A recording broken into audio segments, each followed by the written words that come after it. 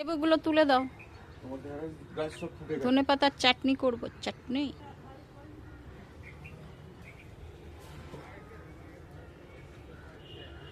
এখন করব ধনে পাতার চাটনি। তার জন্য নিয়ে নিয়েছি ধনে পাতা, এখানে হচ্ছে রসুন, লেবু, আদা আর কাঁচা লঙ্কা।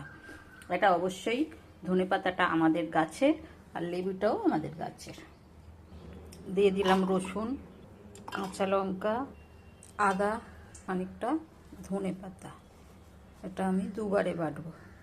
হয়ে গেছে আমার ফার্স্ট সেটিংটা বাটা। এই দেখো, এবার এর মধ্যে দেবো, দিলাম নুন, আর দিলাম বাকি ধনে পাতাটা, দিলাম লেবুর রসটা। রেডি আমার ধনে পাতার চাটনি।